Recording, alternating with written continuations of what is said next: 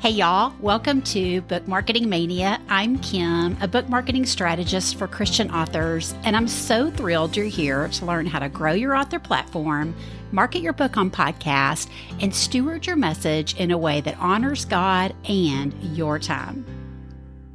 So anybody else curious about how to use video to attract and serve your target readers? Not just short form video on social media, but long form video on YouTube. Maybe you've been thinking about repurposing your audio podcast episodes or written blog posts into video. I've been thinking about the same thing, so I knew I needed to bring on an expert guest to ask all our burning questions. Today, my guest is Alison Simmons. She's a video content marketer and strategist who helps authors and entrepreneurs use their expertise and personality to reach their target audience on video. And you might be familiar with Alison because she's host of the Grace Over Perfection podcast, where she taught through the entire Old Testament of the Bible and used video on Instagram to engage her followers like me and encourage them to listen to the episodes and dig into God's Word. And I was such a huge fan of Alison's videos as they were so entertaining and really made digging into the Bible fun, even for this old gal. And I was so thrilled when she stepped into the role of strategist to help us all create videos too. And as a busy entrepreneur and mom of 5, she knows the struggle we all face with wanting to market our books and businesses without it taking all our time. In fact, she's launching the Busy Entrepreneur's Guide to YouTube program next week, and you'll hear more about that at the end of the episode. And I hope you'll check it out because yours truly recorded a bonus on how you can grow your own YouTube channel by guesting on others, and you can get a free coaching session with me to boot. So we're digging into the popularity of video, how to get started on YouTube, how long it really takes to produce videos, and some creative ideas that Alison came up with for my audience. You're in for a treat today, so let's get to it. Hey, Alison, welcome to Book Marketing Mania. I'm so glad you're here today to serve my listeners. Hey, Kim, thank you so much for having me. I'm super excited to be here. Me too. So y'all heard me gush all about Alison and her amazing videos that she puts out and how she loves to encourage other people to do the same and helps coach them to do that. So I wanted her to come on because we have not talked at all on the podcast a lot about video, especially about YouTube. So why do you think video is so popular right now? Oh, well, it's a great question. And it really comes down to the fact that we are so inundated with content. Everybody is scrolling. And if you're not scrolling, you're probably lying. Like you're scrolling when no one's looking, right? Yes. And so because of that, people need to do something that's going to get your attention. And graphics just aren't doing it. Even gorgeous pictures, like people are going to scroll right past a quote. They're going to scroll right past a picture. But what's going to grab them is movement on their screen. And so that's where video comes in. So start off with the fact that video is going to catch someone's attention faster than a graphic, simply because of movement. The brain can't help it. It locks in faster when it comes to movement. I was actually looking up, when I started my YouTube channel, I was looking at some statistics. And the crazy thing is that 82% of all consumer traffic on the web is now video as of 2020. So beyond the fact that there's just a ton of content, there's even a ton of video content. Social video generates more shares on social media than static content. So people are more likely to share something inspirational or something funny that they can watch than they are if it's just something that they're reading really quickly. That gives your ability to get in front of a bigger audience that much more realistic. And then the other thing that I thought this is so funny, it says 80% of users recall video ads that they see in the last 30 days more than a standard ad. It imprints in a way that something static is not going to do. Yeah, that's so true. I mean, I think about that with books. So certainly with our audiences, word of mouth is such a great way to share books. But I've found like even that is changing to where, when you get a text from a friend or they share it to you on social, it's always a video. And it's like, oh, hey, this is the author I was talking about, or this is the book I was talking about. But it's a video, and you immediately, are attracted to them. So as we get into like the nuts and bolts, first off, and I'm probably asking this for myself more than anybody, Allison, but talk to us about, those of us that might be a little anxious about being on video. Like I always think, oh my gosh, I got to have my makeup and hair done and I've got to say all the right things just perfectly. And I know from the videos I consume, it doesn't have to be that way. So how do you kind of talk us through just opening our mind to this possibility? Well, you have to embrace the suck. That's for starters. You have to embrace the fact that you are going to be bad at it when you first get started, but that you will get better if you keep doing it. I think that's probably the number one thing that keeps people from doing video is that, well, I don't like the way I look. I don't like the way I sound. Okay, we'll get over it because other people don't care about how you look or sound. In fact, the more normal you look and sound, the more relatable you are. And so the overly produced videos of 5 years ago are not what people want to see anymore. They want to see real people. They want to know that the person on the other side of whatever it is that they're buying is human. And so being fallible and making mistakes and flubbing your words is just kind of like what makes you more relatable, and people want to relate to you. It's what gets them to actually invest in you or invest in your product. So to a certain extent, just embrace it and know that it's not as big of a deal as you think. Second, know that you will get better with time. Now, when I record videos, very rarely do I have to go back and edit mistakes because I roll right through them and I keep going and I don't get upset. It wasn't always that way. I actually have this joke. When I was a direct sales, I got started with video doing direct sales. I was the mean green cleaning queen. And I literally got to the point where I did a live video on Facebook sitting on my toilet. It was closed. I wasn't using it, but I had a crown on my head and I'm talking about the toilet brush and why it is my favorite toilet brush and why I loved it. I literally did that on my Facebook and I put it on YouTube and it was like hysterical and people loved it.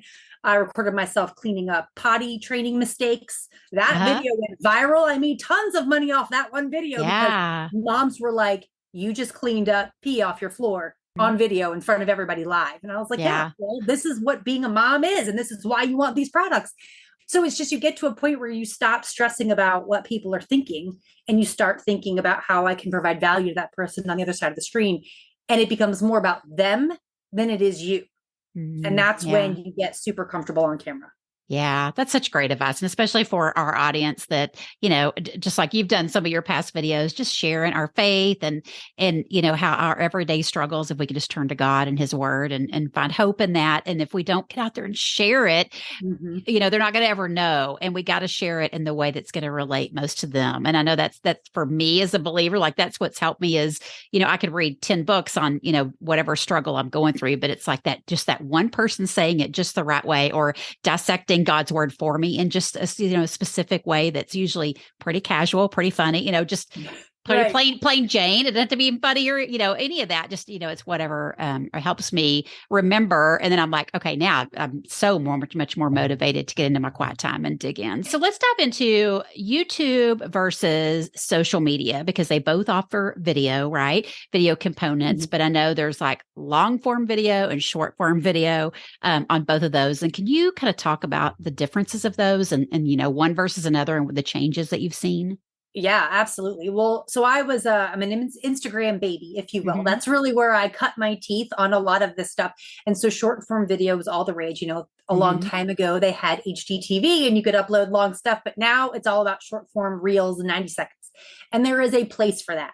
That place is generally entertainment and just quick inspiration and encouragement, like hit me real hard.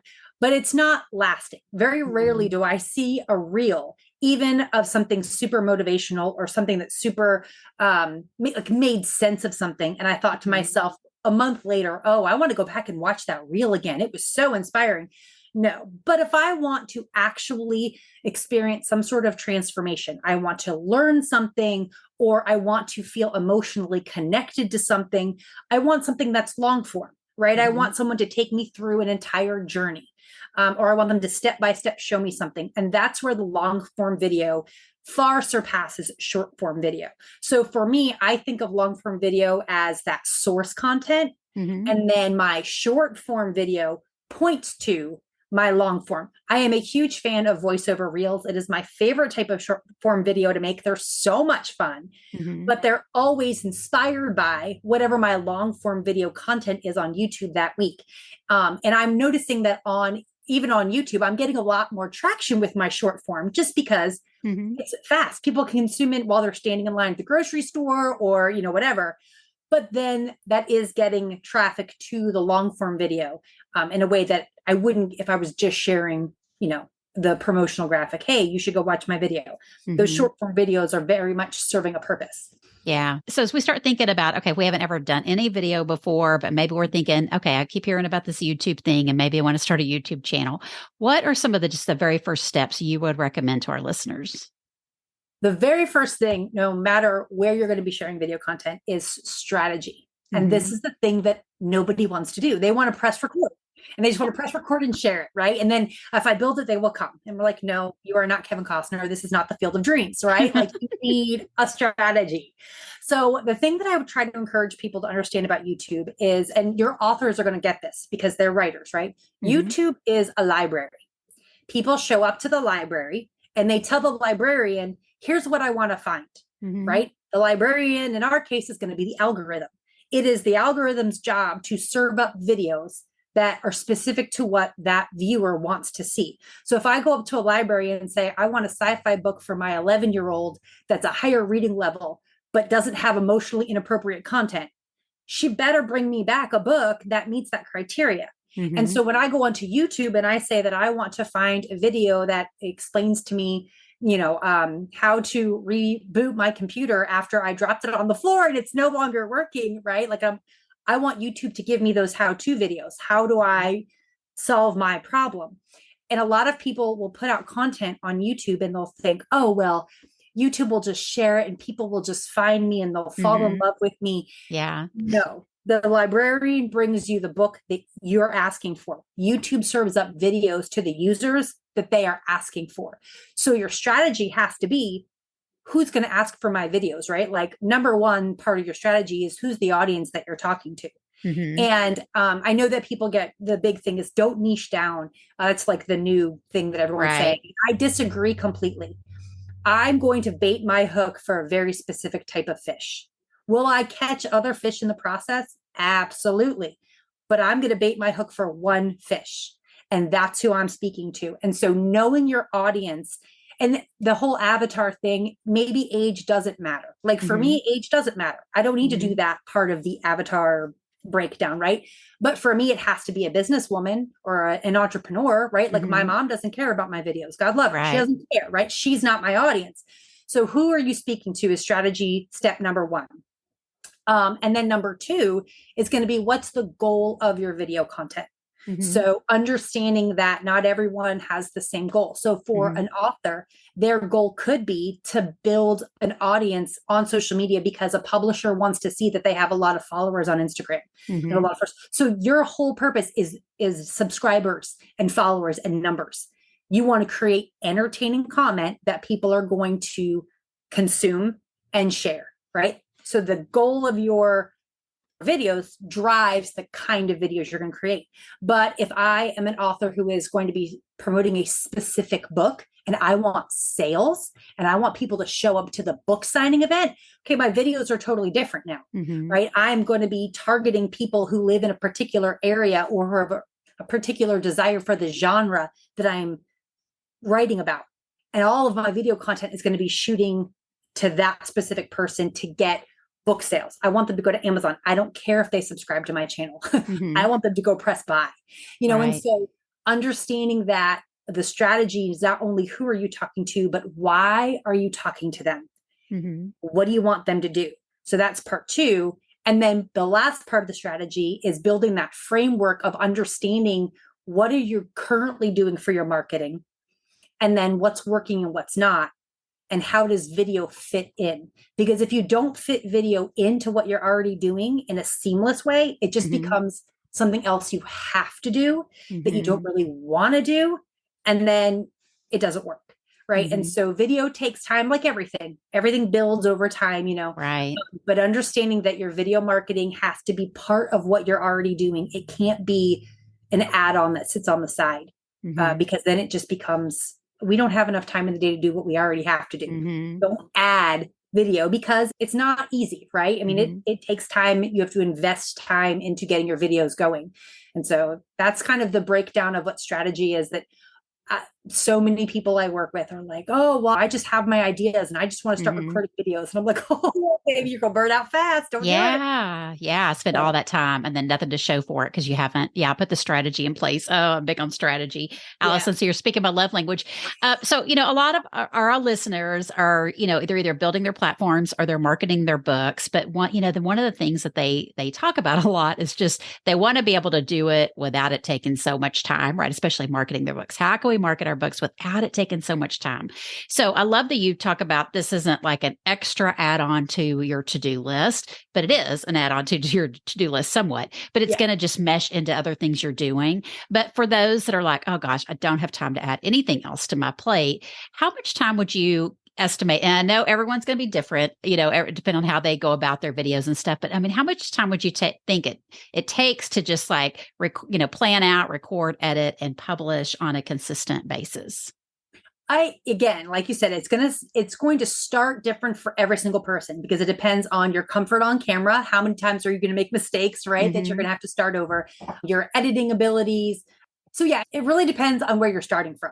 So whether you are comfortable on camera or you're going to make a lot of mistakes and have to edit those. How comfortable are you with editing software? And caveat, I will tell you now, if you're going to do long form video, invest in a paid video editing software for your computer. Do not try and do this on your phone with a free app. You will go nuts. You get what you pay for. And if you don't pay for it, you're not going to get much. Can you give us some suggestions of some paid video editing software? Because I know sometimes you find out, oh, I already had that on my computer. I use Power Director by Cyberlink. Okay. That's what I've literally been using since I started video editing. So for about 10 years now, I honestly... I use InShot on my phone. I use the paid version of InShot and I do all of my shorts and everything with that. But all of my long form, I use Power Director. I honestly don't know what else is out there because I've never looked. No, that's good to know. Yeah. Do you use a PC or a Mac? I use a PC, but you can get it on both, I think. Oh, okay. Okay, great. Yeah. But your video editing, which will get easier with time, and then your ability to generate promotional stuff from your videos, like how good are you at repurposing, how quick are you at creating graphics and creating shorts and all those things. So that being said, I am at a point now where I can go from concept to recorded, edited, published, and have all my promotional content created for a 15-ish minute video in 2 hours or less. Okay, awesome. That's a whole week worth of everything, right? I got there after like 10 years of doing the thing, right? So I have a client who he has a podcast on YouTube, and his podcasts are a bare minimum of an hour-long interview. It takes me closer to 5 hours because I have to get through his entire interview and I have to pull out the content or whatever, and because I'm not the one who did the interview, I don't know what it's about. I have to pay attention, right? Yeah. So for him, for an hour plus interview, it's taking me 5 hours to get through his stuff. But then that is creating content, all the things, everything, published, all that. So I'm going to say that if it's someone who's just doing shorter videos and it's just themselves and they're monologuing, the goal would be to get to about 2 hours. It's a very doable goal with time and practice. If your content is an hour long or longer, again, I'd say the goal honestly would be about 5 hours a week. And then there's always that idea that you can outsource certain parts of the process. If you're really not good with editing, outsource editing. If you're not good at graphic design or that kind of thing, you could outsource the promotional part. So yeah, it's gonna vary on the person and the length of the content. As we talk about, being able to build our platforms and market our books without it taking all of our time, I know one thing that I wanted you to touch on, Allison, is just how they can repurpose some of their content. So that helps with, you're not just creating something from scratch, right? You've already spent all this time before creating some amazing, long form content on your blog or possibly your podcast, audio podcast. Let's talk about how they can repurpose that content into video form. Yes. Well, the best part about already having a blog post or a podcast is you've done half the work, Mm-hmm. right? One of the biggest challenges is what do I want to talk about? And then actually talking about it. And so you've Mm-hmm. done that part. So the first thing I would do is if you wanted to turn a podcast episode or a blog post into a video, is going back and looking at the actual content and then creating an outline from it. And I actually, when I record a video, I will I'll use permanent marker so it's nice and dark, and I'll write it on printer paper and I'll Mm-hmm. tape it next to the camera. And I'll just make sure that I'll take whatever my content is and I'll develop that into the 5 elements of a great video, which is Mm-hmm. going to be a hook, an intro, your pain point, your solution, and your CTA. So you're going to take the blog post you've already written and you're going to set it up so that you're doing each of those 5 elements. And then you're going to hit record and you're just going to record that video. And then once that video has been created, you're going to go back and say, okay, I want to make a short out of the pain point that I was addressing, because that's going to really pull people in. Mm-hmm. So you're then going to just do a clip. So maybe that's going to be 30 seconds or 1 minute clip of your video. And you're just going to snip it and you're done. Or you're going to go on Instagram and you're going to find a voiceover, or you're going to find a song or something.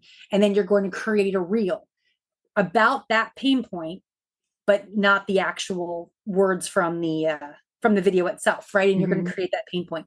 Then you're going to turn around, you're going to take that exact same pain point, you're going to make a quote graphic out of it. You're going to go into Canva. And what I encourage my students to do is go in and choose like 5 or 10 templates that you absolutely love and pre-brand them. So you save them in Canva and you pre-put your colors in, you pre-put your fonts in. And then all you have to do when you want to go ahead and say, okay, I want this pain point and I'm going to put it with this quote graphic. And it's just a matter of deleting the words, putting the new one in, downloading it, Mm-hmm. right? And so now I have that pain point as a short, which is a video, right? I have it as a reel, which is a short form video. Now I have it as a quote graphic. And so, bam, that's 3 posts right there. And yet it's technically the same content, but we all know with marketing, people need to see things at least 7 times before it registers. So I'm not worried about repeating myself. I'll repeat myself every single day if that pain point is going to be what's going to get people to go back and watch my video, or to invest in working with me, or to sign up for my course or something like that. So it's that idea of not creating brand new content, but taking what you've already done, making the outline, recording the video, and then pulling out what's most powerful in that video and repeating it over and over again in different ways. I came up with some ideas for your authors. Yay, yes. Ideas. Can I share them? Okay. Yeah. Because I'm brainstorming this. One of my most favorite things to do in coaching anybody is strategy, and is like just brain dumping all of these ideas. And so I was brain dumping, like, how can authors use YouTube? Okay. So here's what I came up with.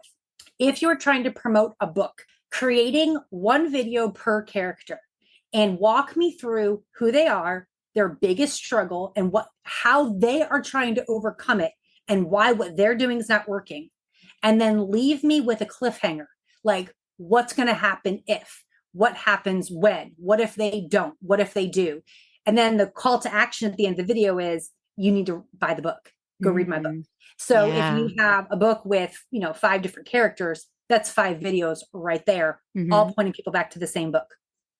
And then the best part about that is that also, if somebody watches video number 1 about your hero, and at the end you talk about the sidekick, well, then you point at the end of your video, hey, now go watch the video about the sidekick, right? And at the end of the sidekick video, go watch the video about the villain, like all those things.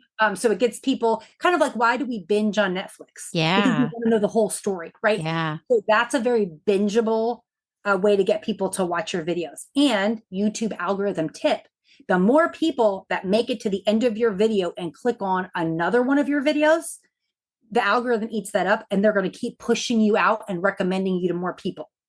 So yeah, that's anything great. you can do to get people to click the next video.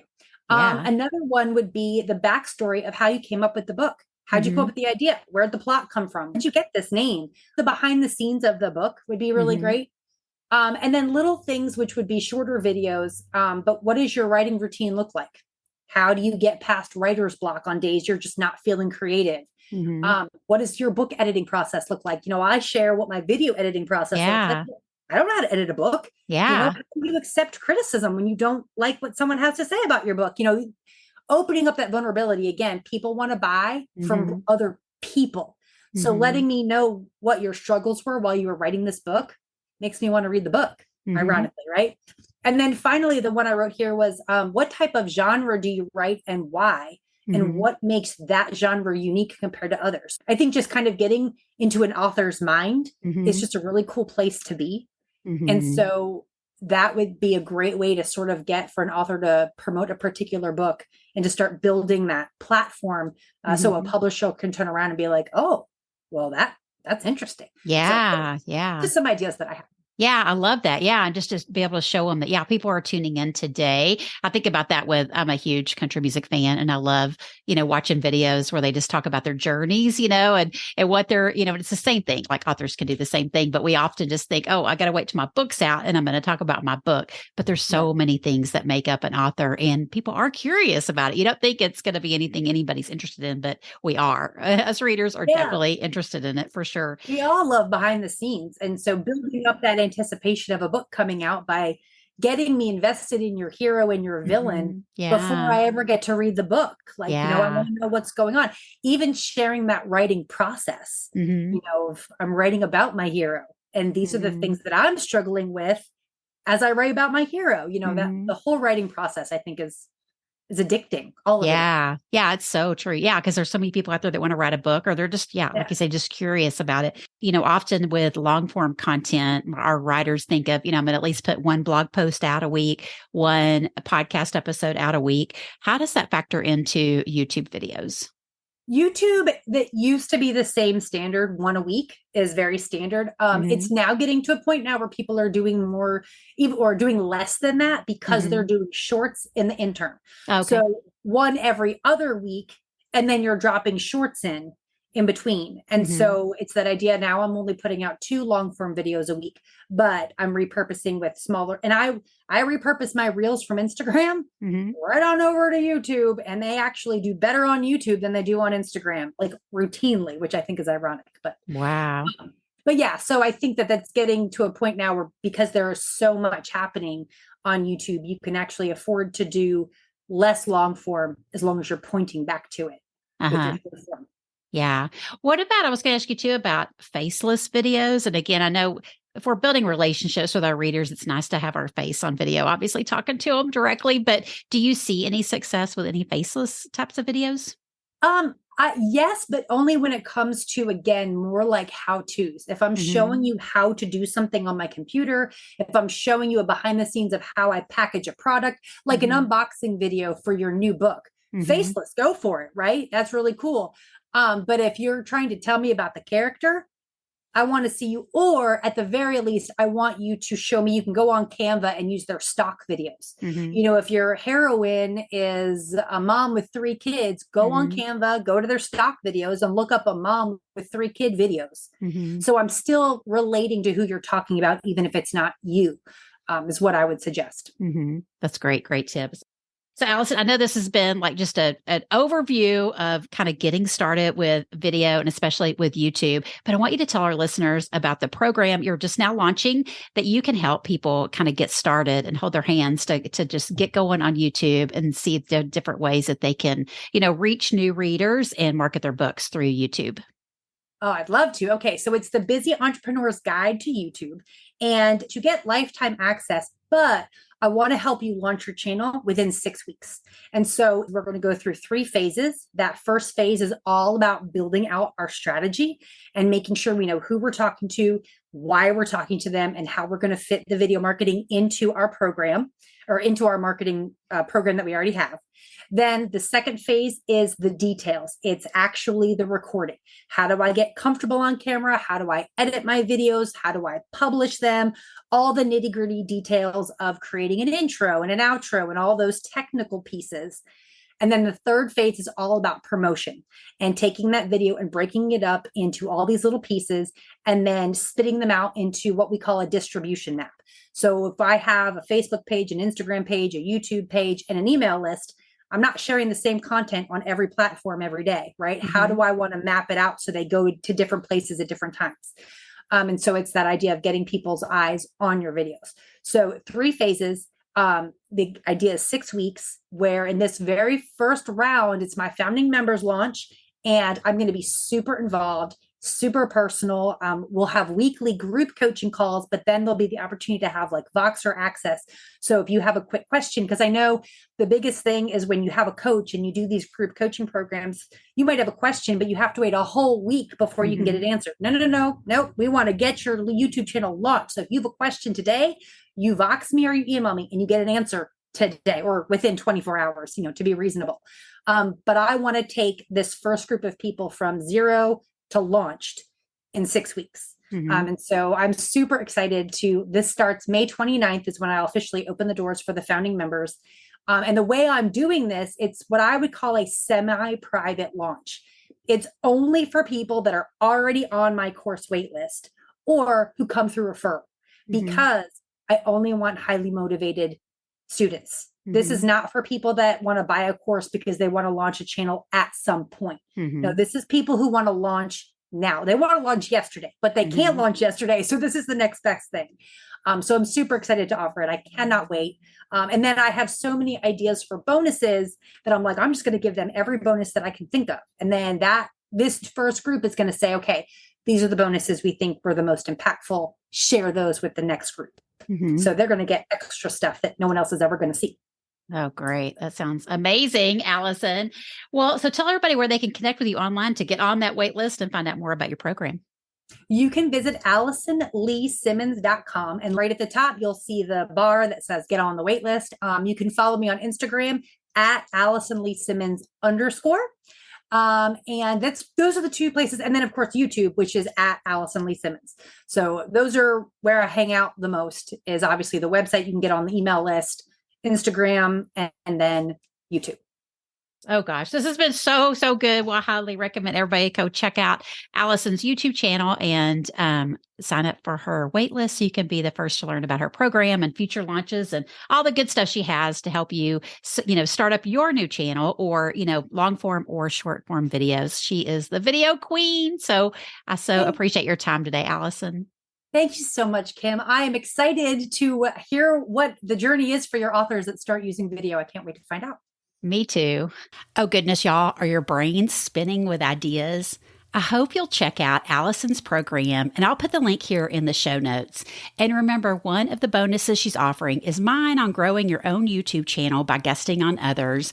And if you mention my name when you sign up, you're going to get a free coaching session with me so we can get your guesting strategy kicked off right. So thanks for tuning in today. And as always, I'll be there for you next week to help you market your book one podcast at a time. See you then.